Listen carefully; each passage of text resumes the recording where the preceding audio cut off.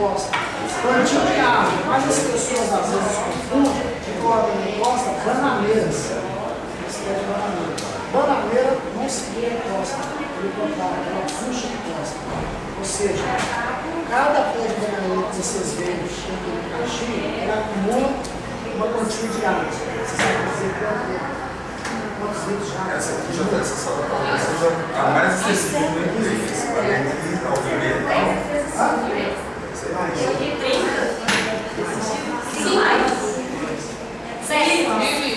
cada pé de bananeira acumula 1.000 litros de água. Ou seja, banana, nós temos uma componente seca, ela está sempre muito ao redor dela.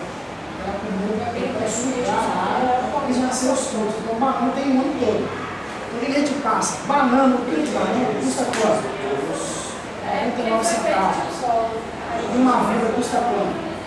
Não tem preço. Então, a gente vai acabar com a bananeira, ir no mercado, na quitanda e comprar ali um quilo de banana para você plantar e manter esse vírus. Certo? Então, são alguns itens que nós vamos com o pessoal. Aliás, brita, sol, para poder fazer drenagem. muitas vezes as pessoas não fazem isso, mas isso é muito interessante. É um pouco que seria o quê? Seria a drenagem. Tirar areia, brita, depois a colocar areia, depois a brita e a tampa assim. Então muitas pessoas não fazem isso. Chegam e fazem colocam o muro lá e vai colocar ali. Ok? Dúvidas?